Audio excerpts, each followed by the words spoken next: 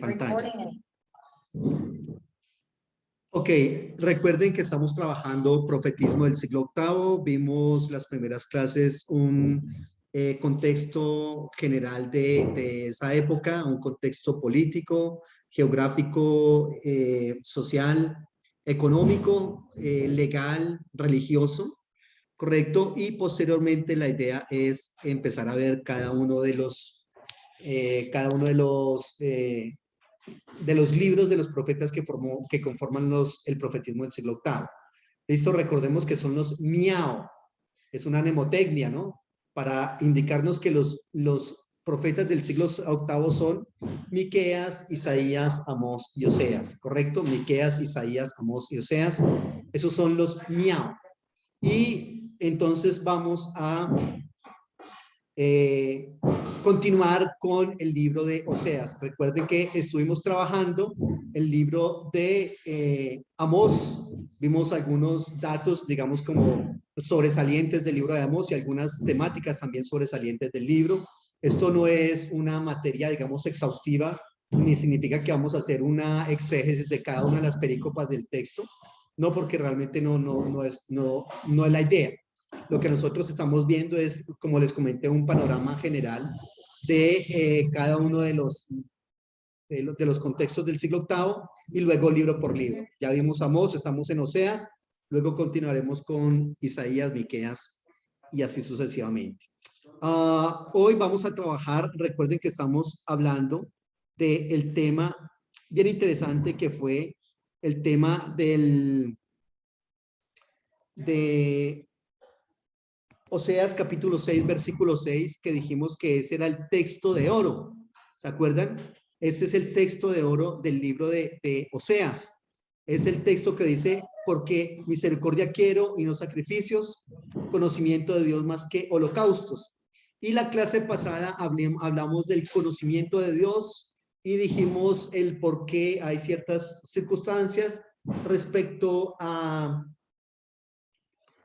los diferentes acercamientos a Dios, ¿correcto? Y que algunas personas se acercan a Dios a través de la experiencia, otros a través del conocimiento, pero que ese conocimiento y experiencia tienen que ir de la mano y finalmente tienen que llevar a una relación del ser humano con la divinidad. Y para posteriormente ese ser humano, como misión, tiene que empezar a plantearse digamos, la proclamación de ese Dios. Eso en cuanto a la segunda parte de este texto, porque misericordia quiero y no sacrificios, conocimiento de Dios más que holocaustos. Pero ahora vamos a ver el concepto de misericordia. El concepto de misericordia que está aquí en el versículo 6, o sea, 6:6. Y este concepto, bueno, me llama la atención también. Recuerden que el ministerio con el cual estamos tomando clases se llama Gesed, precisamente. Y también sería una explicación de por qué nosotros le colocamos a este ministerio así, Gesed. Pero la idea es, entonces, ¿qué es misericordia? ¿Qué es misericordia? De pronto algunas dos personas de este grupo me han escuchado hablar algo acerca de este asunto, pero los demás no. Permítame, quiero retomar este aspecto. Resulta que el término Gesed es muy importante. En la Biblia se puede presentar dos aspectos.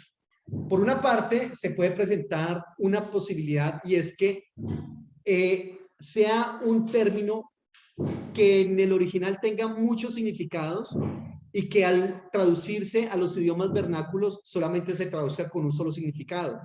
Eso es lo que está pasando con el término Gesed.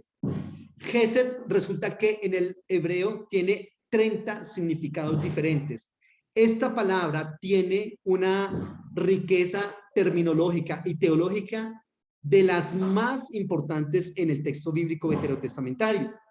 Gesed en el hebreo significa misericordia, pero también significa lealtad, favor, beneficio, también significa gracia, significa también servicio, ayuda, significa clemencia, bondad, benevolencia, piedad, compasión, lástima, cariño, afecto, amor, fidelidad, pacto, acuerdo, convenio, trato, promesa, compromiso, agrado, gusto, amabilidad, simpatía, atractivo, complacencia, atracción. Fíjense, todos esos significados tienen una sola palabrita. ¿Qué tiene que hacer el traductor? como la Biblia no es un diccionario, sino que la Biblia es una traducción, la idea es que se tome de esa traducción lo que se necesite para lo que, digamos, como el significado más conveniente de acuerdo al criterio del traductor. Y de esos 30 significados se toma solamente uno. Eso significa que los 29 restantes se pierden en las traducciones.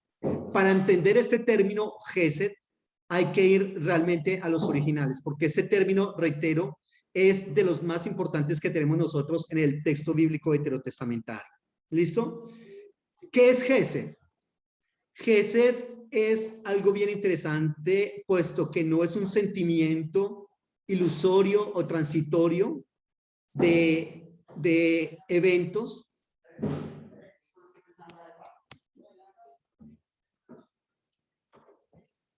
¿No le interesa eso?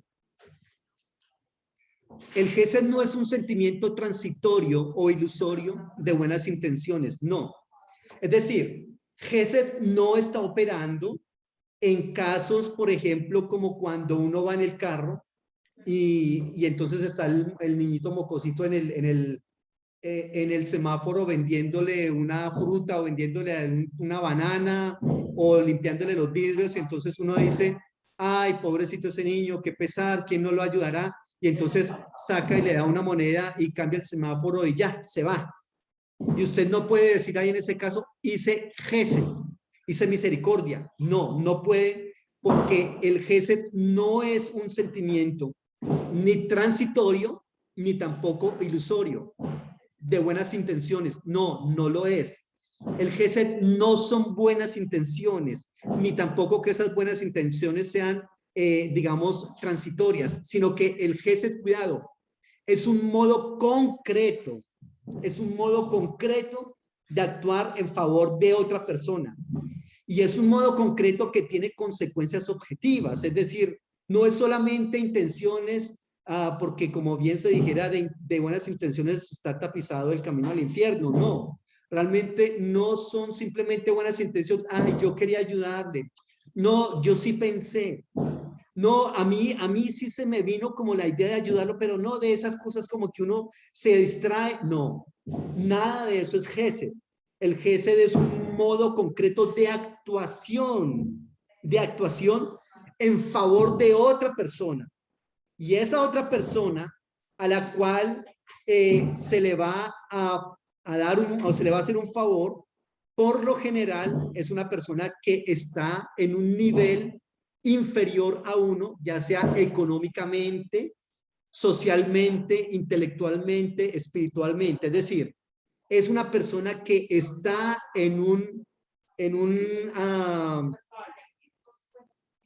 está en un nivel mucho más bajo que uno en esas áreas que le acabo de mencionar.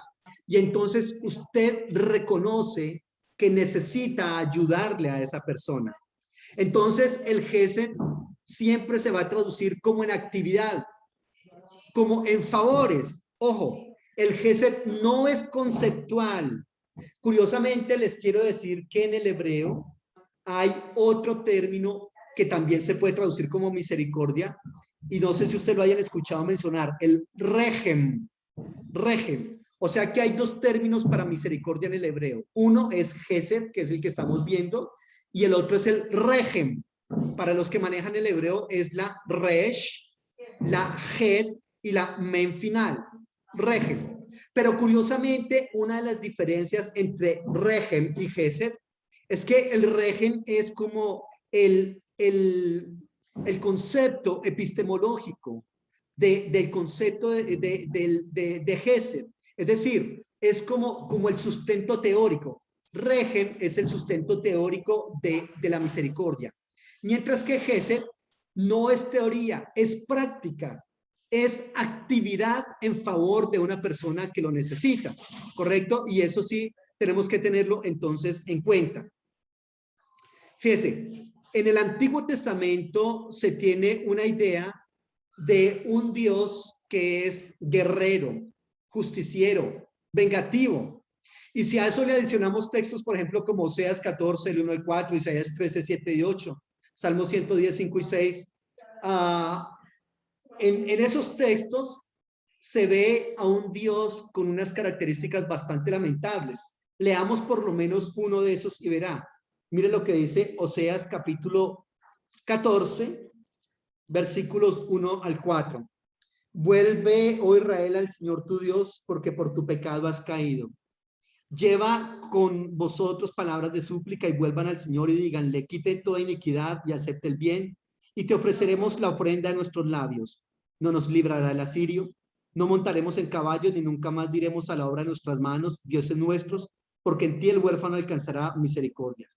Yo sanaré su rebelión, los amaré de pura gracia, porque mi ira se apartó de ellos. Aquí este texto está hablando de un Dios, reitero, airado. En los otros textos se habla de Dios vengativo. Mira lo que dice en el 13, 7 y 8. Por tanto, yo seré para ellos como un leopardo en el camino. Yo los acecharé. Como una osa que ha perdido los hijos, los encontraré y desgarraré las fibras de su corazón. Y allí los devoraré como león. Fiera del campo los despedazará. Entonces, fíjese que note el retrato que están haciendo de la divinidad en esos textos. O sea, es como una osa a la cual le han quitado sus hijos. Esa no está contenta. Está muy enojada. O como un leopardo en el camino que acecha. Entonces, estas ideas que se tienen de Dios en el Antiguo Testamento, precisamente se ve esa clase de Dios y la actuación de Dios de esa manera precisamente porque el hombre está oprimiendo al mismo hombre. Porque entre hombre y hombre no hay gesed. Entre hombre y hombre se tiran muchos golpes como para destruirse los unos a los otros, ¿correcto? Y entonces, esa idea de un Dios justiciero, airado, vengativo, guerrero, es precisamente por la ausencia de gesed entre los seres humanos. Entonces, al no haber gesed, la divinidad dice, bueno, ¿qué está pasando acá? Y empieza a actuar intentando buscar justicia, ¿correcto? Eso es lo que está pasando. Los sacrificios y las ofrendas, los holocaustos, no son suficientes para compensar la carencia de gesed. ¿Cuál era el gran problema del pueblo de Israel en el siglo VIII? Les he venido diciendo que los cultos eran espectaculares, que los animales del sacrificio eran gordos, que los sacerdotes tenían muy buenos vestidos y todas esas circunstancias estaban muy bien, pero le faltaba quizás lo más importante. Y eso importante es el gesed del cual el Señor les reclama a ellos. Y es precisamente el texto que estamos hablando. Misericordia quiero. Yo no quiero más holocaustos. No quiero más sacrificios. Eso es asqueroso. Ya no quiero más. Yo lo que quiero es misericordia y yo lo que quiero es conocimiento de Dios. Entonces, de nada nos sirve a nosotros, ojo, de nada nos sirve a nosotros tener unas actitudes adecuadas desde nuestra perspectiva en cuanto a la liturgia, es decir, cantar bonito, tocar bonito, hacer palmas bien uniformes, o ayunar, o orar, o traer diezmos. Nada de eso interesa, nada de eso es suficiente si no hay gesed entre los seres humanos. De ahí que este concepto sea muy importante. Hay palabras en la Biblia que son dedicadas solamente a Dios y otras a Dios y al ser humano. Por ejemplo, el término para crear en la Biblia, ¿recuerdan el término crear? Es un término que solamente se aplica para Dios en el texto bíblico. Cuando el crear significa el término bará, crear, una creación ex nihilo, que no necesita materia prima preexistente, ¿correcto? Pero ¿qué pasa con eso? Que hay otras palabras que sí son las mismas para Dios y la misma para el ser humano. Una de esas palabras es la palabra gesed. Una palabra de esas es la palabra gesed, ¿correcto? Y lo que significa es que no, de ninguna manera, el gesed de Dios o la misericordia que muestra Dios es diferente a la que muestra el ser humano por el ser humano. No, tienen que ser exactamente la misma. Es decir, uno no puede decir, no, pero es que, a ver, Dios es Dios y a él obviamente le queda muy fácil experimentar y practicar el gesed porque es Dios. Pero la palabra es la misma para Dios y para seres humanos. Eso significa, reitero, que es lo mismo que practica Dios con nosotros en el gesed, nosotros debemos practicarlo con los otros seres humanos. ¿Ya? Entonces, sin gesed no se puede cumplir el pacto entre Dios y el ser humano. Y cuidado, cuando una persona está cerca de Dios, acto seguido lo que intentará hacer es promocionar a su individuo. Lo que una persona intenta hacer es que cuando Dios lo levanta, cuando esa persona está cerca de Dios, entonces esa persona intentará también acercarse a su prójimo, levantarlo, ayudarlo, ¿correcto? Promocionarlo. Cuando está lejos de la divinidad, acto seguido lo que intentará es destruir a su prójimo, es dañarlo, es negarle sus derechos. Esa es una gran característica del gesed de Dios. Cuando una persona está lejos del Señor, las relaciones con el otro se deterioran tremendamente. Cuando una persona está cerca de Dios, las relaciones se construyen. Cuando una persona está lejos de Dios, hay un injusto trato para el prójimo. Cuando una persona está cerca de Dios, trata con justicia a su prójimo. ¿Listo? Muy bien. Entonces, el gesed siempre se va a traducir como actividad, como favores. ¿A cuánto les gusta hacer favores? No es tan sencillo.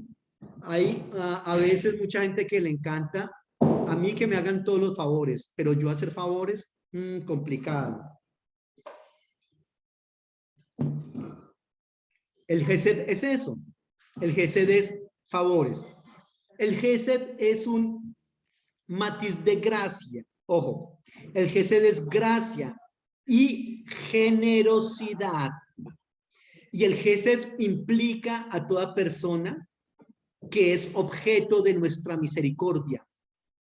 Lo considera muy valioso, tremendamente valioso, cuidado, aunque pueda tratarse de alguien que es inferior a uno. ¿Inferior en qué? ¿En qué aspectos? Inferior, por ejemplo, intelectualmente. Perdóneme, si a usted el Señor le regaló un conocimiento en ABC áreas de su vida, no es para que nosotros humillemos y dañemos a los demás con el conocimiento. Con el conocimiento nosotros podemos dañar y podemos destruir bastante. Pero la idea es que no. La idea es que nosotros estamos muy pendientes de la otra persona. Fíjese, aquí hay una situación muy fuerte. De hecho, se han hecho incluso como laboratorios, como ciertos experimentos sociales. Por ejemplo, no sé si ustedes han visto uno de que hay un hombre así, que es un hombre que se viste, pero es un actor, se viste, digamos, como si fuera un habitante de calle, mal trajeado, con ropa raída, etcétera. Y él va por una plazoleta en una ciudad europea y según eso le da algo al corazón, como un paro cardíaco, algo así, se cae y se está revolcando en el piso del dolor, etcétera. La gente pasa y la gente sencillamente mira de reojo, pero no hacen absolutamente nada. Y ese mismo señor, el mismo, luego lo visten con traje, con corbata y con maletín, y exactamente en la misma plazoleta y en el mismo sitio. Él hace la pantomima de que le está dando un problema al corazón, etcétera, un paro cardíaco, qué sé yo. E inmediatamente la reacción de la gente fue correr y socorrerlo, ayudarlo. Y entonces la conclusión de eso lo han hecho varias veces. Yo creo que usted ha visto más de uno de esos porque eso lo han hecho. La conclusión que se toma de eso, y que hay mucha documentación al respecto, es que a nosotros como seres humanos se nos facilita mucho ayudarle a personas que nosotros vemos que están en un nivel superior al nuestro. Ya, es decir, si una persona que está, digamos, mejor económicamente que tú, o mejor económica, o mejor socialmente, o mejor de pronto laboralmente, o incluso en la iglesia, le pide un favor, usted se lo hace fácilmente, ¿correcto? Pero cuando se trata de alguien que usted nota que no está en el mejor momento o que no está, digamos, que no es una persona como muy adecuada para usted o que está en un nivel más bajo que el suyo, a usted usualmente y según los datos que se han recopilado, nos cuesta mucho sacrificio, nos cuesta mucho trabajo hacerle un favor. Entonces, reitero, le hacemos favores a la persona que está más elevada de nosotros. La ayudamos, la levantamos, la fortalecemos, etcétera. Pero no estamos dispuestos a ayudar a alguien fácilmente, a ayudar a alguien que está más abajo de nosotros, que no se viste tan bien como yo, o que no anda en un carro como el mío. Eso es lo que se ha experimentado. Ese no es el GESED.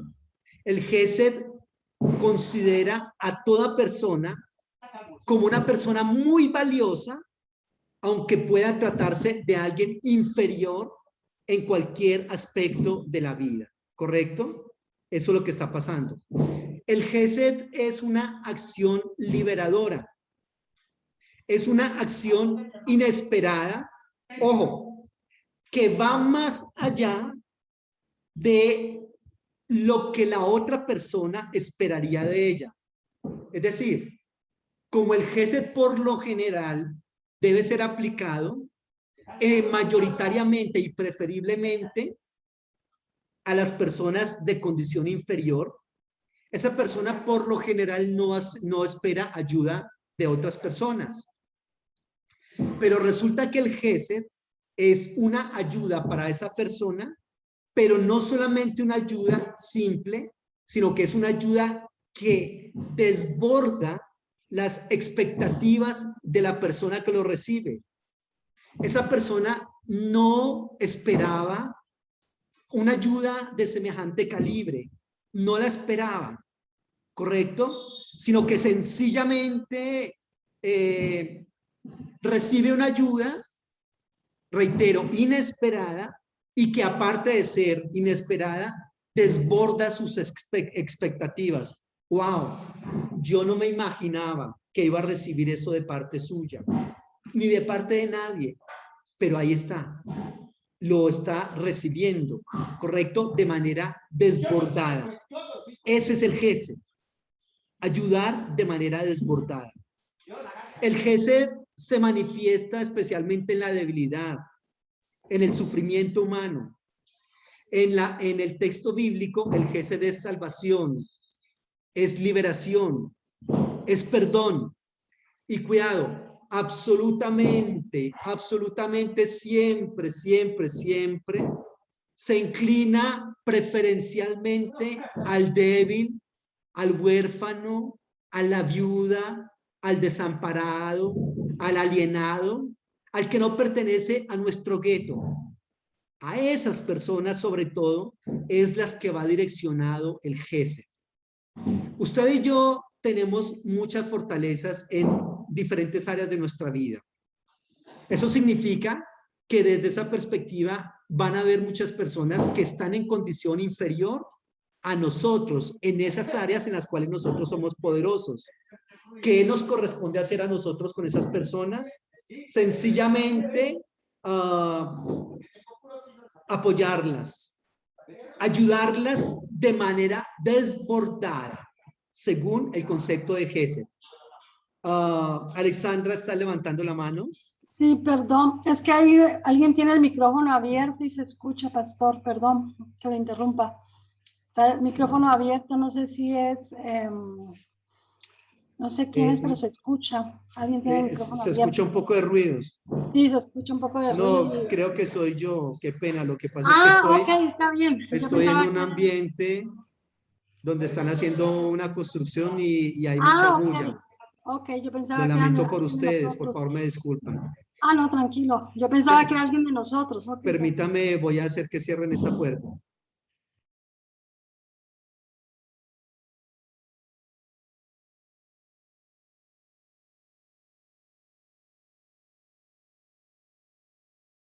No, no me escuchó tampoco. Perdónenme. Bueno, muy bien. Aquí, curiosamente, es algo muy importante. Ojo, dice el Señor en un estadio muy incipiente de revelación progresiva, y digo esto porque yo quiero que quede muy claro este aspecto. En un estadio muy incipiente de revelación progresiva, en el texto bíblico se dice que la maldición alcanza hasta la tercera y cuarta generación. ¿Correcto? Pero cuidado, la misericordia del Señor alcanza hasta 1000 generaciones. Personalmente no estoy de acuerdo o no creo que haya argumentos suficientes en la Biblia para hablar de las famosas maldiciones generacionales. Creo que hay imitación de conductas, creo que hay algunas tendencias genéticas, ¿sí? Pero eso son unas explicaciones que se pueden dar desde lo científico, desde lo psicológico, ¿correcto? Desde lo antropológico también. Pero no creo en que por ciertas circunstancias que hayan vivido los padres, entonces los hijos tienen que llevar esas maldiciones hasta tercera y cuarta generación. Y no creo, porque también el mismo texto dice que entonces ya no se dirá más que los padres comieron las uvas y a los hijos pequeños les salió la dentera, dice la Biblia. Y también dice que Él se hizo maldición por nosotros. Yo prefiero, ahora si una persona cree eso y lo sigue creyendo, pues muy válido y respetable por ella. Pero yo sigo creyendo más bien que aunque la maldición alcanza tercera o cuarta generación, la misericordia de Dios alcanza hasta 1000 generaciones. Y prefiero quedarme con esa postura. Claro, tengo que tener mucho cuidado con el concepto de repetición de conductas, con el concepto de dejarnos trabajar psicológicamente y que esos procesos se dan a veces consciente o inconscientemente. Ya son otros aspectos, ¿no? Pero que usted esté definitivamente,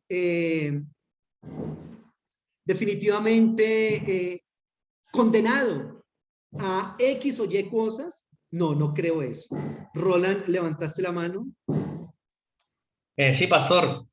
Es que eso lo he visto yo mucho en varias iglesias o en una iglesia, de que hay personas que como que se justifican con esta cuestión de las maldiciones generacionales, ¿no? Y dicen, vamos, hay que romper la cadena maldita para que, como el papá fue borracho, yo qué sé, entonces eso se repite en los hijos, todas esas cuestiones. Ese tema de las maldiciones generacionales es tomado exclusivamente de este texto, Éxodo 34, 6, 7, o se basan en otros textos más. Mayoritariamente está basado en esos textos. Mayoritariamente está basado en esos textos, pero reitero, es que creo que hay una gran falla en lo que se conoce, se acuerda de ese concepto y yo quiero que tengan muy en cuenta ese concepto siempre, que yo se los digo mucho. Revelación progresiva, revelación progresiva. Usualmente, yo no sé ustedes cuántos hayan escuchado, por ejemplo, algunos maestros o gente que enseña hablar de la revelación progresiva. Muy pocos hablan de ese concepto. Y eso es tan delicado ese tema porque es precisamente lo que hay que tener en cuenta porque en estadios muy incipientes de revelación de Dios hay cosas que valen. Hay cosas que son válidas en ese momento. ¿En qué sentido? Por ejemplo, el espíritu malo de parte del Señor que atormentaba a Saúl, o el corazón duro del faraón por el cual el Señor lo castiga. O sea, el Señor endurece el corazón del faraón porque dice el texto, yo endureceré su corazón. Y luego lo castiga y castiga a todo el pueblo por el corazón duro de faraón. O, por ejemplo, la copa en la que acostumbraba a adivinar José. O dice que cayeron suertes y que la suerte cayó sobre Jonás. Todos esos eventos pertenecen a estadios muy incipientes de revelación progresiva, en los cuales el conocimiento era tremendamente básico, incipiente, y la gente no sabía cómo actuaba Dios. Y entonces ellos lo que hacían era asimilar ciertas tendencias teológicas de otras latitudes y las asumían como si fueran lo más adecuado. Posteriormente, reitero, el texto de Ezequiel, pero es que mire Ezequiel dónde está. Ezequiel es un profeta del exilio, pero en el libro de Ezequiel se va a decir, un momento, ya ustedes no pueden decir que el texto que les citaba ahora, el padre se comió las uvas agrias y al hijo le salió la dentera, es decir, se le dañaron los dientes. No, sino que dice, el alma que pecare, esta morirá.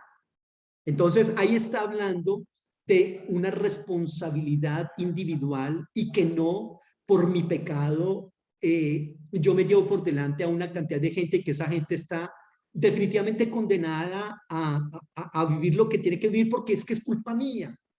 Entonces, si yo soy adúltero, entonces de ahí para allá 4 generaciones hacia allá, y si mi hogar se separó, o yo soy ladrón, o soy mentiroso, qué sé yo, cualquier cosa, entonces, a ver, súmele 4 generaciones hacia allá, y todos tienen que ser exactamente lo mismo.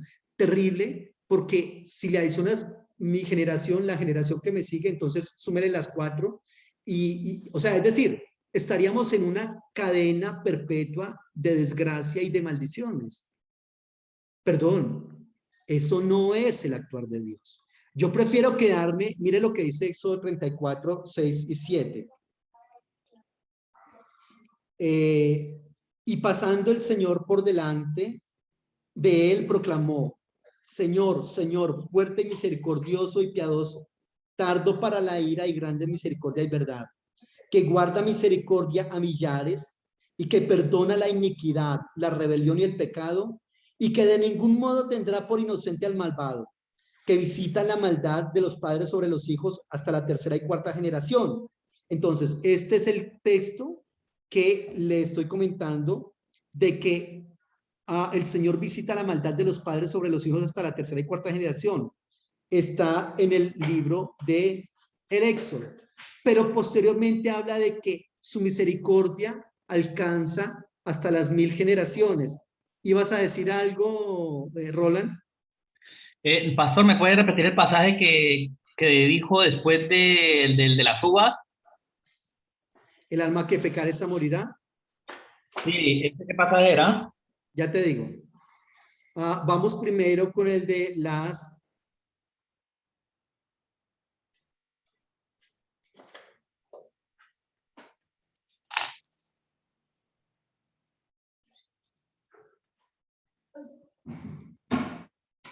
Leamos este texto que habla de las...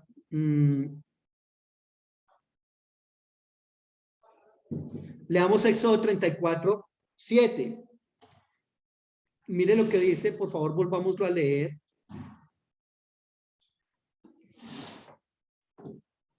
Alguien que me colabore. Éxodo 34, 7. Lo vamos a volver a leer lo que dice. ¿Qué hace qué? 34:7. Dice Sí. que guarda misericordia a millares, que perdona la iniquidad, la rebelión y el pecado, y que de ningún modo tendrá por inocente al malvado, que visita la iniquidad de los padres sobre los hijos y sobre los hijos de los hijos hasta la tercera y cuarta generación. Ok, entonces en ese texto es que se están basando para hablar de la tercera y cuarta generación. Leamos, por favor, por ejemplo, 1 Crónicas 16:15.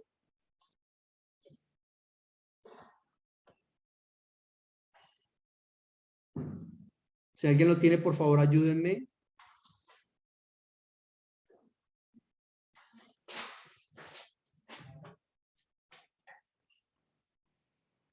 Salmo 89:1 también.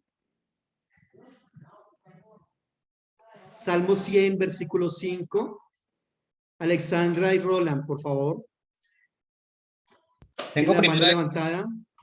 Tengo Primera de Crónicas 16, 17. Sí. Dice el arbadeo, al zarameo y el amateo, los hijos de Zen, Elan, Asur, Afar, Lud, Aram, Ush, Ul, Geter y Mesec. ¿Ese cuál es? No, no creo que sea. ¿Es el texto? ¿Qué texto te dije? Primera de Crónicas 16, 17, creo. Si no le escuché mal. 5. 16:15. 16:15, sí, señor. Es Dice, 16:15. Él hace memoria de su pacto perpetuamente y de la palabra que él mandó para 1000 generaciones. Ojo, para 1000 generaciones. En el Salmo 12:7 dice, tú, Señor, los guardarás de esta generación y los preservarás para siempre. Mire lo que dice en el 22:30 de Salmos. Alexandra, ¿qué estás diciendo? No, yo tenía, bueno, Salmos 89:1, pero tenía una pregunta o una inquietud. No sé si leer Salmo 89:1 o hago la pregunta. ¿Aló? ¿Me escuchan? Sí, hermana, le escuchamos, pero no sé qué ahora pasa con el pastor. Ok. Se le fue la señal, seguro.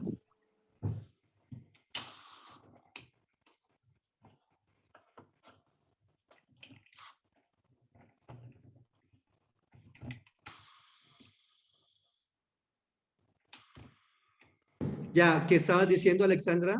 Ajá, que tengo una pregunta y tengo el Salmo 89:1. ¿Lo Léelo, leo? por favor, y haz la pregunta, sí. Ok. Sí. Dice, las misericordias de Jehová cantaré perpetuamente. De generación en generación haré notoria tu fidelidad con mi boca. ¿Listo?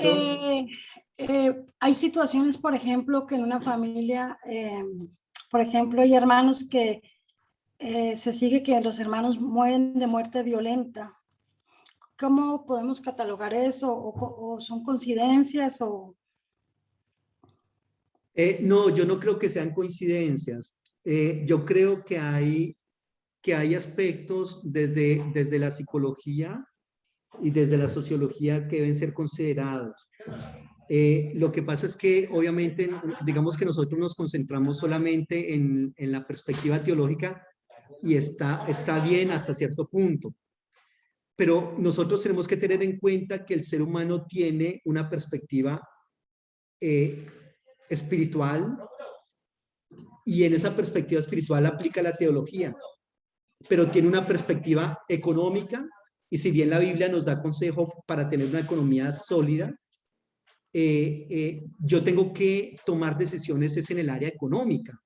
Es decir, yo no puedo orar y ayunar para que el Señor me ayude a pagar todas las deudas y sigo gastando desaforadamente. Yo tengo que tomar cartas es en el área en la cual estoy afectada. A veces, por ejemplo, hay mucha gente que dice, mi hogar está destruido y el otro le dice, ore, ayune, pero no cambia de actitudes como cónyuge y por lo tanto no pasa nada. Señor, pero es que, ¿qué está pasando? Es que yo te ayuno, yo te ayuno. Menso.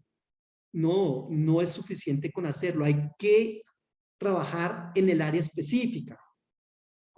Habría que ver, porque no todos los casos son iguales. Eso es muy casuístico, ¿no? Caso por caso. ¿Y qué está pasando del por qué se está muriendo, digamos, violentamente los hijos de X persona. ¿Por qué? Porque yo personalmente no creo en un Dios que haya escrito con letras de oro en un libro que tiene allá en el cielo, que los hijos de tal persona sí o sí morirán violentamente a la edad de 25 años y que de ahí no podrán librarse absolutamente por nada. No creo.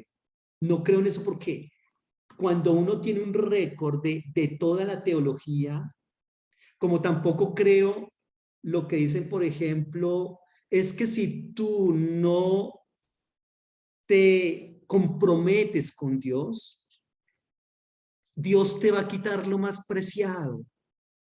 Y lo más preciado son tus hijos. Y entonces prepárate porque Dios se va a llevar tus hijos. No creo eso. Eso es una especie de Dios. A ver, en nuestra cultura tan violenta colombiana, ¿quién hace eso? ¿Sabes quién hace eso? Pablo Escobar, que le dice, y si usted me traiciona, me hace esto, le mato a la papá, le mato a la mamá, le mato a los hijos, y si la abuelita está muerta, se las entierro y vuelvo y se la mato. O sea, perdón, o sea que Dios es un Dios así como de una mentalidad como sicaria. Los sicarios son los que hacen eso. Ah, como usted no me cumplió, entonces yo le mato a su hijo, yo le mato a su papá o a su mamá, perdón. Tenemos que tener cuidado porque le estamos atribuyendo a Dios cosas que nosotros en nuestra idiosincrasia las vemos como muy normales en una sociedad tan violenta como la colombiana. No creo en un Dios sicario, creo en un Dios misericordioso, que en un Dios que está dispuesto a perdonarte cuando tú le dices, Señor, ten misericordia de mí, e incluso, aunque no le digas, Señor, ten misericordia de mí, su misericordia nos alcanza permanentemente. Entonces yo sí le motivaría a que revisáramos esos casos desde la imitación de las conductas, desde la vida desaforada que lleva una persona, porque de todas maneras también cómo es que va a morir violentamente un niño ABC. Por ejemplo, antes de ayer murió un niño acá en Colombia, que eso fue noticia nacional, un niño que era muy conocido porque cuando Egan Bernal se ganó el Tour de Francia, el niño también, él competía en cicla y quería ser como Egan Bernal y el niño lo presentaron ahí llorando y todo ese asunto por Egan Bernal, ya, pues por el triunfo de él. Y el niño entrenaba todos los días en cicla en compañía de su abuelo porque quería ser como Egan Bernal. Ayer lo arrolló una tractomula en su cicla. Perdón, ¿eso estaba escrito? Yo le motivaría a que nosotros revisáramos ese y todos los demás casos. Y hay explicaciones, sin duda, a todos esos casos que se salen de que es que este era el destino. Esta era la voluntad de Dios para esa persona. Pues, ¿qué hacemos? Ya estaba escrito que a esa persona iba a vivir hasta los, creo que tenía como 11 o 12 añitos el muchacho. ¿Estaba escrito? No, eso no estaba escrito. Miremos qué fue y cómo se pudo haber evitado eso. Y no se tomaron las medidas adecuadas. Entonces, analicemos todos esos aspectos y creo que vamos a encontrar unas razones muy interesantes al respecto. Alexandra estaba levantando la mano. Yo le hago la pregunta porque, bueno, yo he vivido eso, ¿no? Mi padre murió, bueno, lo mataron, mi hermano mayor también y mi hermano menor también.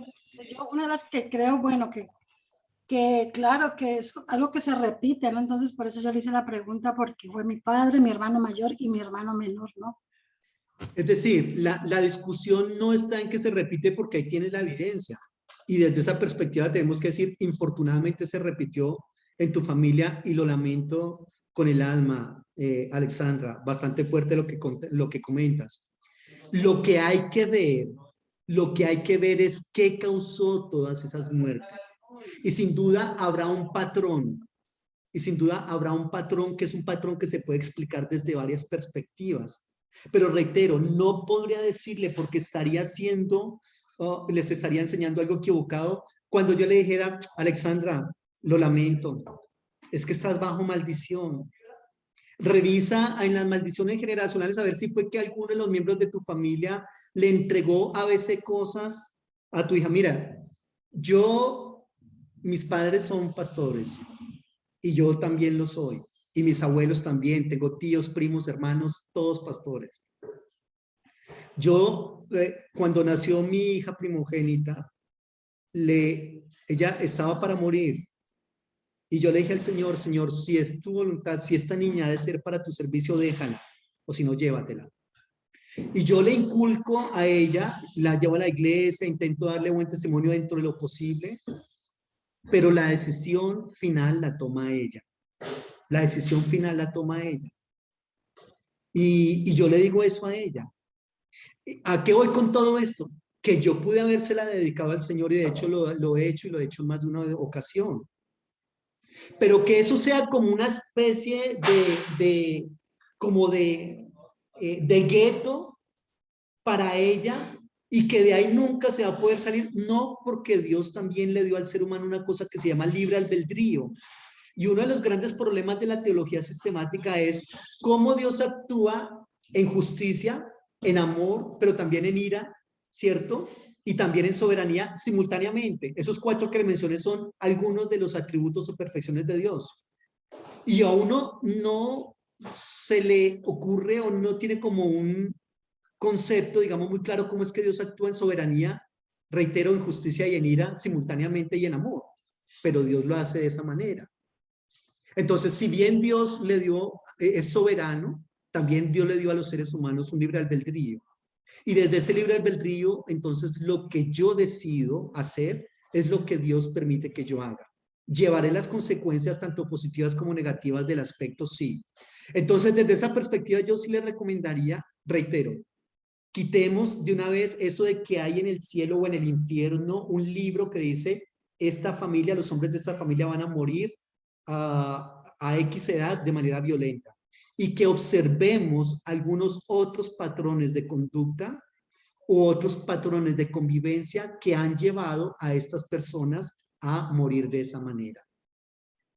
Alguien diría de pronto, no, pero es que en la misma Biblia dice, recuerdo por ejemplo en este pasaje, que los hijos de X persona o de X ciudad morirán muy jóvenes, que no llegarán a la mayoría de edad, dice la Biblia, ¿cierto? Pero reitero, eso se trabaja en estadios muy incipientes de revelación progresiva. Los hijos sí llevan ciertas consecuencias, por ejemplo, digamos un hombre borracho o una persona que de pronto los padres decidieron, terminar su hogar. Claro, los hijos llevan consecuencias. Llevan consecuencias de que el papá es borracho en el sentido de que van a llevar la afrenta, van a llevar la pobreza, la necesidad, la violencia, etcétera, etcétera. Pero que de ahí a decir es que el papá era borracho y este también va a ser borracho porque es que mírelo, de tal palo tal astilla, no necesariamente. Porque usted y yo conocemos hijos que murieron, que fueron muy buenos hijos, siendo hijos de papás borrachos. Y fueron otros muy malos hijos, siendo papás, hijos de muy buenos padres. En la Biblia hay varios ejemplos. Le coloco uno. Manasés. Uno fue Acaz. Sí. Acaz fue un rey de Israel perverso como de los peores que hay. Y Acaz engendró un hijo que se llamaba Ezequías. Ezequías fue uno de los mejores reyes de Israel. Siempre Ezequías se compara con Josías y con David. Y Ezequías a su vez engendró a un hijo que fue un calavera completo, que fue Manasés, precisamente, del que les hablaba. Entonces, un mal padre con un excelente hijo con un pésimo hijo. Entonces, eso no está escrito ahí. Reitero, hay que analizar los aspectos que están rodeando cada uno de esos desenlaces tan fatales y mirar qué está pasando. Y yo sí te recomendaría algo, que hagan ese análisis para así evitar que los hijos lleguen los hijos que quedan y los nietos repitan esa situación. Es exactamente como cuando una persona dice, por ejemplo, uno va al médico y todos los que hemos ido al médico, el médico nos pregunta primero, bueno, ¿y de qué sufren sus papás? Y entonces uno tiene que decir, ah, bueno, sí, él murió de ABC cosas, ella murió. Entonces alguien podría decir, pero es que vea, ahí está clarito, ojo, es que eso es lo que usted está tratando de ocultar y de negar que no existe, y vea que usted dice que sí existe. Ahí son aspectos genéticos. Ahí reitero, hay que buscar una explicación desde la genética, no desde la espiritualidad. Personalmente, reitero, no creo en que una persona tenga que llevar las consecuencias de los pecados de otro. Preguntas, José Alfredo. Sí, muy buenas tardes, muy buenas noches a todos. Tengo una pregunta. Si yo puedo orar por mi hermano, o sea, puedo interceder por mi hermano, porque mi hermano está pasando una situación como ya mi padre también lo pasó, o sea, todos venimos de familia de músicos y ellos, o sea, mi padre siempre fue mujeriego y borracho y mi hermano lo está llevando todo eso. Yo estoy orando por él, o sea, estoy intercediendo, pero si las oraciones, supuestamente Dios nos puede ayudar con eso, o sea, nos Sí. puede romper esa cadena o esa generación como se puede decir, de maldición. Es que ahí vuelvo a lo que estaba diciendo. Ahí no podemos decir que es que hay un libro escrito, ya sea en el cielo o en el infierno, donde diga, ojo, es que esta vida me pertenece, dice Satanás, entonces, porque es que mírelo, y de malas tendrá que morir también mujeriego y borracho. No, no. Hay que orar, claro que sí. Sin duda, la divinidad estará actuando, pero también, por otro lado, hay que mostrarle a él, más que con discursos, con hechos. Mijo, mire a dónde va a ir a terminar. Ojo, tiene que ubicarse en todo eso. ¿Cómo es que va a terminar su vida de esta y de esta manera? Mire el ejemplo de mi padre. O sea, yo sí me estoy haciendo entender en lo que les estoy diciendo. Amén, Una sí, amén, sí. cosa es que haya un escrito o lo que llaman en las iglesias ahora un decreto. que el término decreto está mal utilizado también porque en la Biblia decreto es algo diferente. Usualmente en las iglesias se habla mucho de los decrételo. Perdón, ¿usted sabe qué es decretar en la Biblia? ¿Maneja eso desde los originales? Muy rara vez la persona que habla del decreto sin duda no es correcto lo que está diciendo. Entonces, no es que haya ese libro o esa orden desde Dios o desde Satanás que esta persona tiene que morir así porque mire lo que pasó con el papá. Y el hijo y el nieto y el bisnieto no.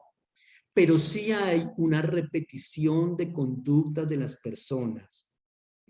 Son decisiones que esa persona puede tomar y que pueden cambiar el rumbo de su vida.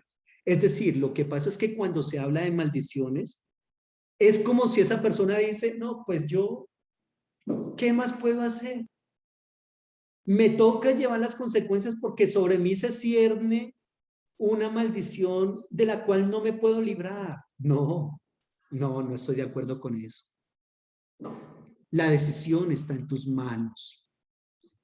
La decisión está en tus manos, sino porque es que en mi familia todas las mujeres han quedado embarazadas antes de casarse. Le tengo la solución sencilla. Mija, cierra las piernas. Y si no puede cerrarlas, entonces sencillamente utilice métodos anticonceptivos. Y verá que es muy posible que esa situación se minimice. Es que en mi familia todas las mujeres sus hogares están destruidos. Perdóneme.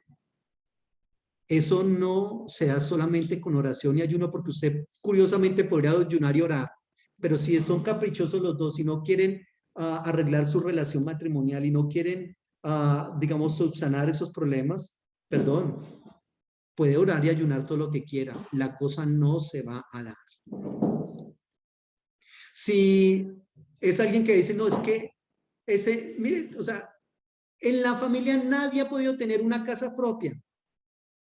¿Cómo se le ocurre que yo voy a ser el primero? O en la familia nadie ha podido ir a la universidad. No, es que ¿cómo? Eso se puede explicar fácilmente desde la sociología. Es más alto el porcentaje de que los hijos que tienen padres que han ido a la universidad, esos hijos también vayan a la universidad. Si el hijo ve que su papá tiene un trabajo técnico, más fácilmente se va por el lado técnico. Pero eso no es ninguna maldición. Es que en mi familia hay una maldición para que nadie vaya a ir a la universidad. No, por Dios. Eso no se trabaja de esa manera. Entonces, yo lo que tengo que hacer es, bueno, si en la casa nadie ha podido comprarse una casa propia y todos hemos pagado arriendo, pues yo voy a romper eso. Yo voy a romper eso. ¿Cómo lo voy a hacer? Voy a hacerme el propósito de comprarme una casa. Voy a ahorrar y me voy a comprar una casa. Pero esos son proyectos de vida muy diferentes a lo espiritual. El Señor, yo puedo orar, Señor, dame sabiduría para ahorrar, para tener una base económica, para ser organizado con mis finanzas y que así pueda comprar mi casita. ¿Me explico lo que yo les estoy haciendo, lo que les estoy diciendo?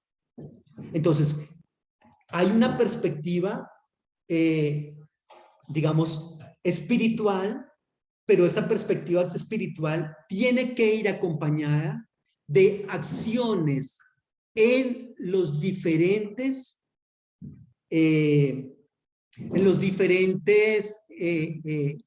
áreas de la vida en las cuales nos vemos afectados. Roland. Pastor, sí, yo estoy de acuerdo con lo que usted dice, porque al fin y al cabo la misma palabra de Dios dice que cada uno tendrá que rendir cuentas, ¿no? Ante el tribunal de Cristo, ¿no? Por lo que haya hecho. Entonces, este texto de Éxodo, ¿a qué se refiere, pastor? Por eso le estoy diciendo. Como una contraproducencia de ponerse ahí de que la culpa será castigada hasta la cuarta generación. No, el texto está bien. A ese texto no se le debe, digamos, intentar forzar unas interpretaciones diferentes a lo que dice ahí. El texto es muy claro. Que visita la maldad de los padres sobre los hijos hasta la tercera y cuarta generación. ¿Cuál es la explicación de ese texto? Entonces, que por un estadio muy incipiente de revelación progresiva, por allá en el inicio de los tiempos, cuando la gente no sabía cómo actuaba Dios, qué quería Dios o qué no quería, ellos pensaban que Dios era ese Dios vengativo como lo eran los dioses de los demás pueblos, que si se enemistaba con toda la familia y era toda la familia la que iba a destruir, porque es que uno de ellos me hizo ABC cosa. Entonces ellos asumen esas mismas clases de dioses o comportamientos en los dioses y lo colocan en Dios. Cuando ellos ya empiezan a conocer un poco más de quién es Dios, cómo actúa, qué quiere, qué le gusta, ahí ellos se dan cuenta de que, no, un momento, el Dios que nosotros adoramos no es así. Él no va, reitero, sería un Dios sicario que entonces el papá le hizo algo, bueno, usted me lo hizo y ahora yo me desquito con su hijo, a ver cómo le va. ¿Sí me hago entender en lo que le estoy diciendo? O sea, que ese texto no es que esté mal interpretado en el contenido como tal, es decir, en la lectura primaria que se hace de ese texto, pero sí está mal interpretado en creer que Dios actuaba como actuaban los demás dioses de las demás culturas. Con el correr del tiempo se ve que entonces Dios es alguien diferente a esos otros dioses, que esos otros dioses sí se enemistaron con la familia y fue con la familia completa.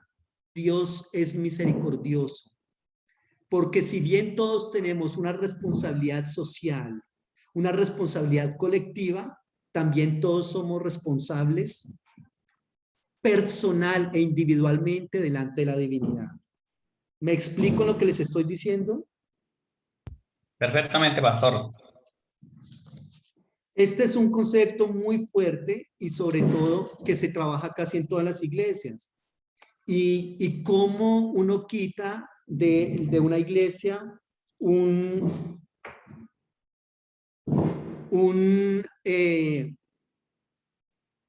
concepto tan cimentado y que se practica casi permanentemente. Mire lo que dice el texto de Deuteronomio capítulo 7, versículo 9.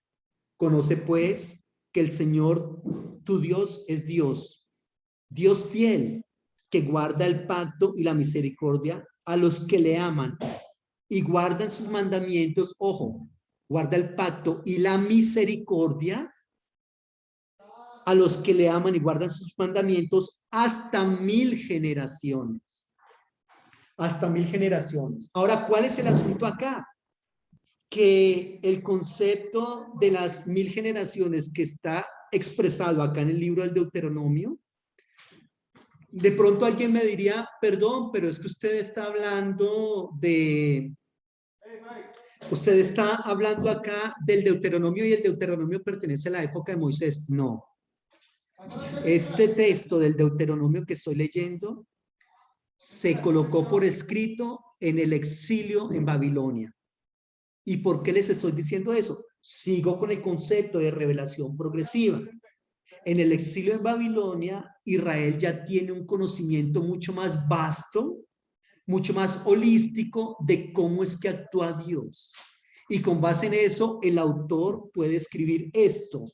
Conoce pues que el Señor es tu Dios, Dios fiel que guarda el pacto y la misericordia a los que le aman y guardan sus mandamientos. Que Dios es fiel, recuerde, y que guarda el pacto hasta 1000 generaciones. Entonces, si uno fuese a la literalidad del texto bíblico, entonces uno tendría que decir, a ver, pero una cosa lo que dice Éxodo 34, 6 y 7, que visita la maldad de los padres sobre los hijos hasta la tercera y cuarta generación. Y ahora hablamos de que Él guarda el pacto y la misericordia hasta 1000 generaciones. Perdón, entonces finalmente, ¿con cuál me quedo? ¿Con cuál me quedo? Porque es que los dos son Biblia. Yo no puedo decir entonces desecho este y tomo este. Hay que ensayar otras interpretaciones y la interpretación que le estoy dando es la más adecuada respecto a la explicación que se quiere dar de el por qué las famosas maldiciones generacionales y si existen o no existen. En conclusión, no estás maldito generacionalmente. No estás cargando con un lastre del cual no te puedas liberar porque es que ahí está escrito. No.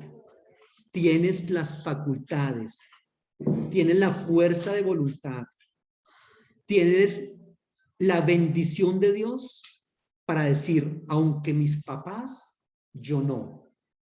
Aunque a ellos les tocó vivir ABC, a mí no me va a tocar vivir. Aunque el hogar de ellos se destruyó, el mío no. Aunque vivieron endeudados, yo no. Yo le digo a mi hija algo. Infortunadamente, a nosotros no nos educaron tanto, pero le digo a mi hija, no vas a sacar un crédito jamás en tu vida. Infortunadamente a mí me tocó, infortunadamente, pero estoy haciendo todo lo posible para que ella no vaya a sacar un crédito jamás en su vida. Y intento educarla para eso. Ayer precisamente me dijo, papi, acompáñeme, voy a comprar un cuaderno de contabilidad porque quiero llevar mis gastos y todas mis economías. Ella hace algunos trabajos, tiene 15 años, está estudiando, pero hace algunos trabajos y cosas de esas y se le paga por eso. Entonces quiere llevar su contabilidad de ella. Entonces veo que el pensamiento que yo le estoy metiendo en su mentecita está calando, ¿no? Y que Dios quiera que dé sus frutos muy pronto. No necesariamente porque yo tengo una deuda con el banco, ella también la tiene que tener. Porque es que, ¿qué hacemos? Maldiciones generacionales. ¿Listo?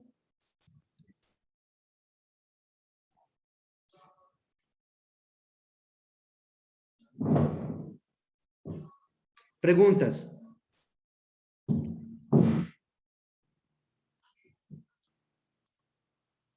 Ezequiel capítulo 18. Ezequiel capítulo 18.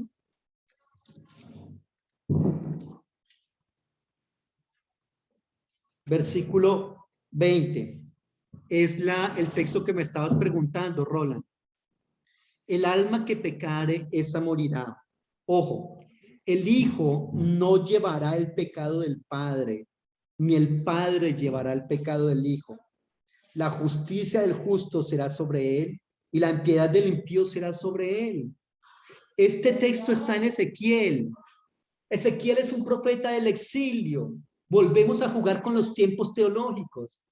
Ezequiel es un profeta del exilio y en el exilio ya se conoce de que no, que eso no es así. De que eso no es correcto. Ezequiel capítulo 18, versículo 20. Lean esa.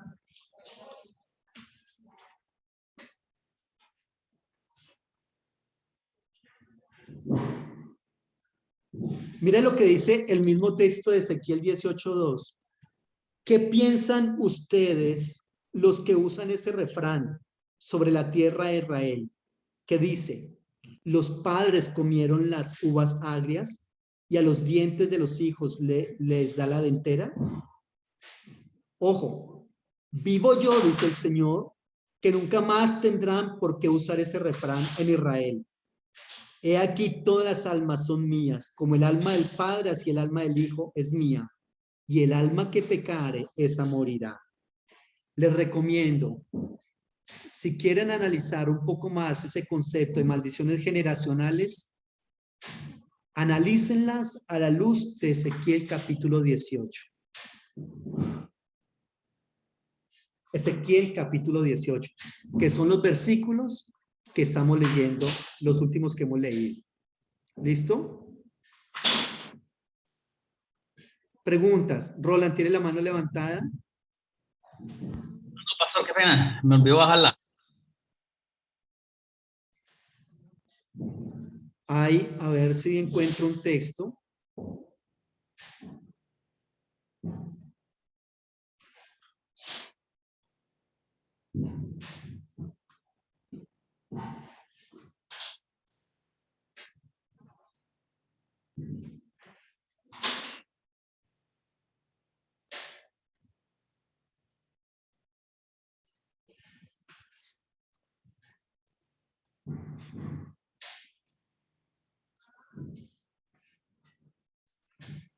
Lean Gálatas capítulo 3, versículo 13, por favor. Gálatas 3:13. Alguien que me ayude.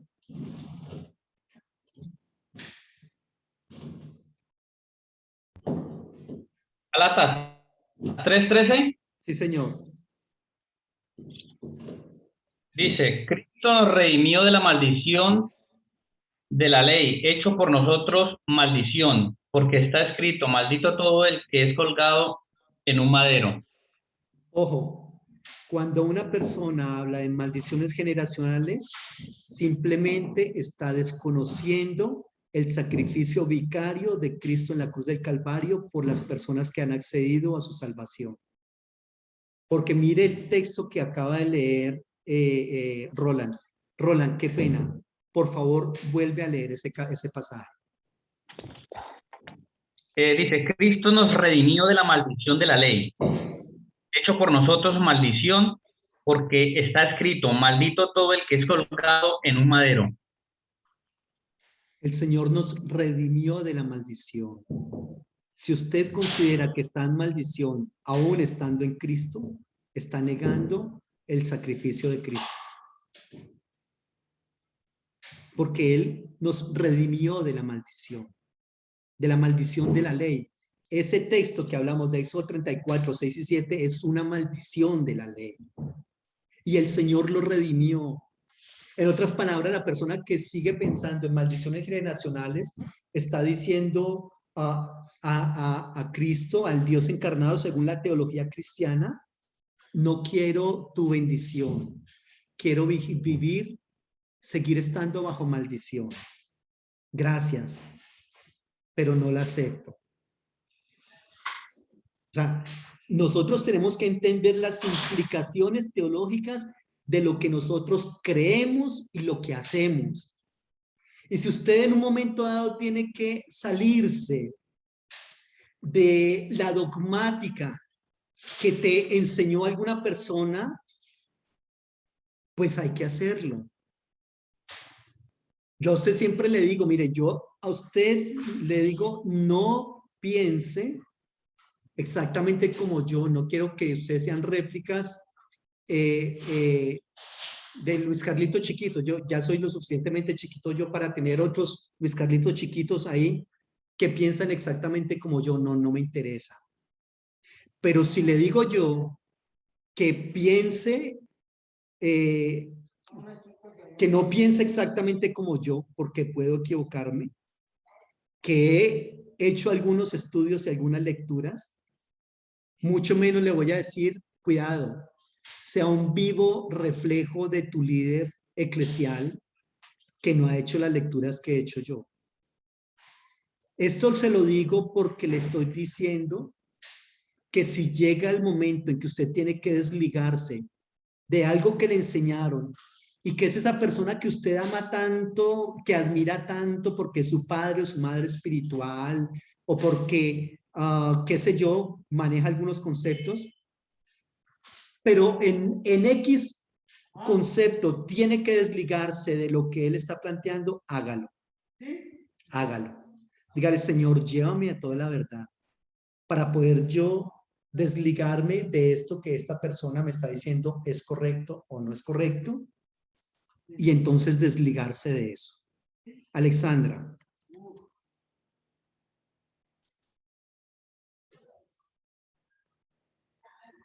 Alexandra tiene la mano levantada. Sí, no tenía el, perdón. Creo que a veces la palabra para situaciones es muy clara, ¿no? Por ejemplo, en Deuteronomio 7 creo que dice que yo he puesto delante de ti el camino de la maldición y la bendición. Creo que es así. Sí, muy bien. Deuteronomio Claro, 28. yo pienso que cada uno tiene, el que no conoce o no conoce la palabra de Dios, tiene que tomar esa decisión, ¿no? De decidir qué camino tomar, ¿no? Y sí, y mire lo que dice el Salmo 109, Salmo 109, 17. Léanlo, por favor, respecto a lo que estás diciendo, Alexandra. Es decir, si una persona dice, no, es que yo creo, yo sí estoy seguro de las maldiciones generacionales por ABC, ahí tienes una respuesta en el Salmo 109, 17. Ojo, amó la maldición y esta le sobrevino. Y no quiso la bendición y la bendición se alejó de él. En otras palabras, si usted quiere seguir pensando y diciendo, no, yo sí creo en la maldición generacional, listo, créalo, le va a venir, porque usted mismo está diciendo y estás amando la maldición y esta te sobreviene y no quieres la bendición de Dios y por lo tanto la bendición se aleja de ti. Entonces, bien pueda. Mira lo que dice el Proverbios 3:33. La maldición del Señor está en la casa del impío, pero el Señor bendecirá la morada del justo. Ah, no, pero yo como no soy justo y la Biblia dice que no hay justo ni siquiera uno, no, no soy justo. Soy justificado por haberme acercado al Señor. Él me justifica. Es diferente. Desde esa perspectiva, este texto es para mí. La maldición del Señor está en la casa del impío, pero bendecirá la morada de los justos. Ahí está. Hay un texto en Salmos muy espectacular que dice, maldigan ellos, pero bendice tú. Yo hace rato dejé de preocuparme por las maldiciones que me lanzaba la gente. Muy seguramente me han lanzado y me han lanzado muchas. Por la manera en que enseño, mucha gente ha dicho muchas cosas de mí.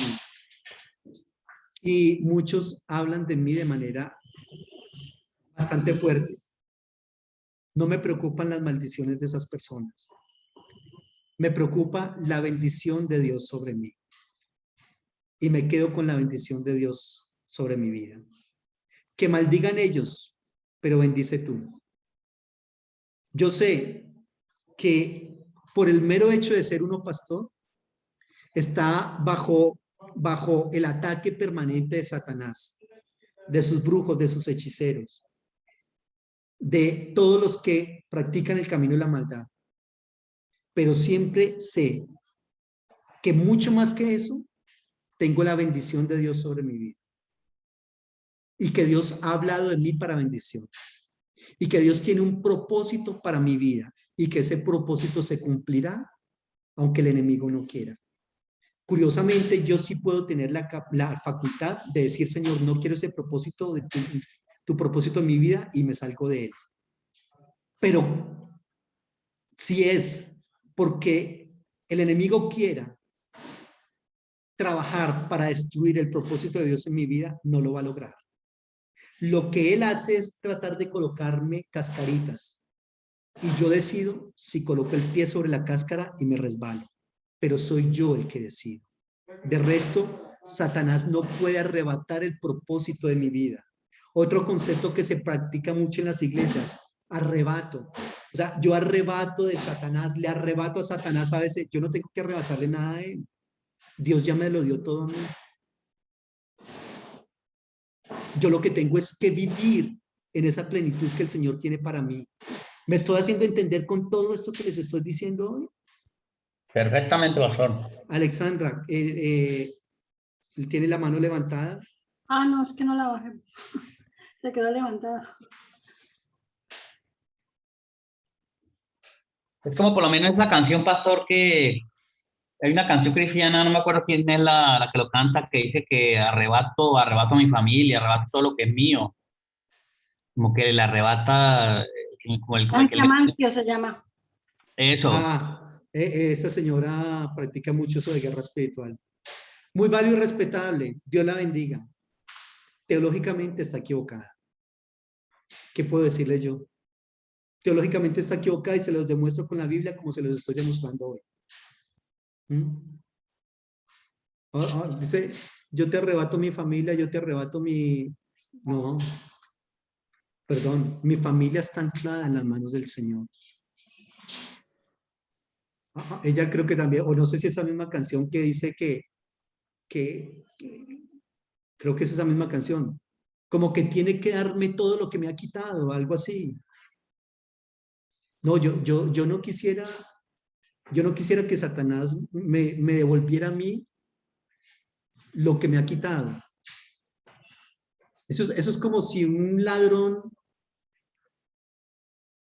le quitó a uno algo. Perdón, eso ya está como contaminado. Quédese mejor con eso, yo me compro un celular mejor.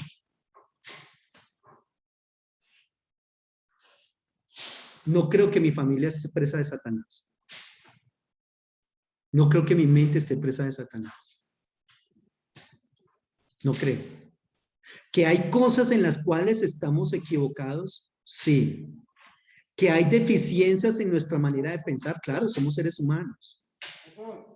Pero de ninguna manera creo que es que definitivamente estamos nuestra alma presa.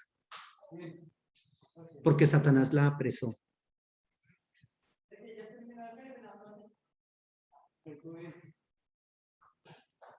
Mire lo que dice en el Salmo 109, 28. Salmo 109,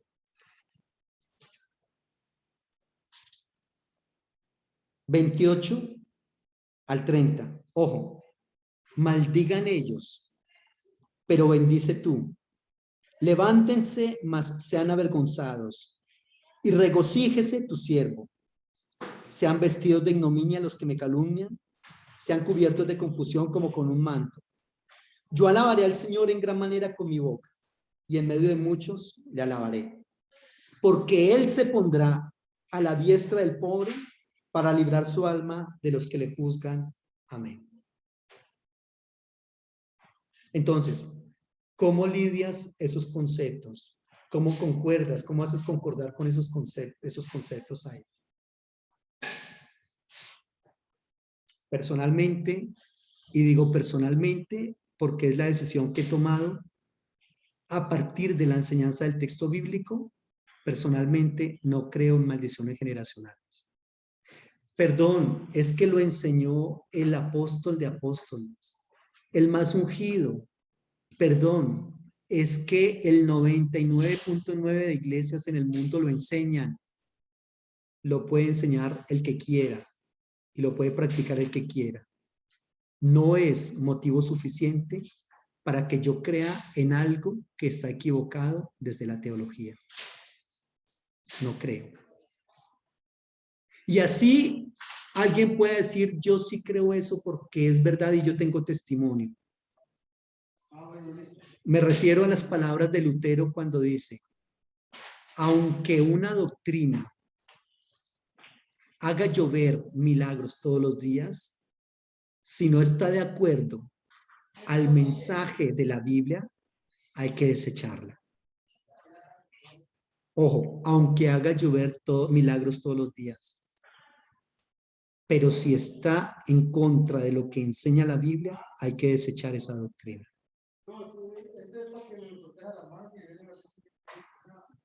Ahí les dejo. No es desconocer las acechanzas del maligno, no, yo no las desconozco. Pero sí sé que Satanás no tiene más poder en nuestras vidas del que usted y yo le otorguemos.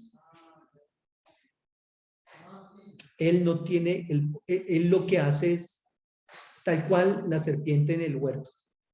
Argumentar, seducir, mostrar, aparejar las cosas ahí. Pero la decisión final la tomas tú y la tomo yo. Yo no sé si les he hablado a ustedes de una película colombiana, ya con eso termino. Una película colombiana que se llama Satanás. Creo que alguna vez se la mencioné. Les recomiendo que la vean, es una muy pesada. No la vayan a ver con sus hijos. Véanla ustedes, pero véanla desde la teología. No es cristiana la película, es una película secular de una historia que tuvo lugar en Bogotá con una matanza que hubo en un restaurante que se llama Poseto. Y la película se llama Satanás. Y usted se va a dar cuenta ahí de cuánto es el poder de Satanás en la vida del ser humano. ¿Cuál es la responsabilidad de Satanás? ¿Y cuál es la responsabilidad del ser humano como tal? Ahí se los dejo. José Alfredo. Una preguntita, ¿la película es colombiana o es estadounidense? No, es colombiana. Se llama así, Satanás. Ok, muchas gracias. Se la recomiendo. Muy bueno.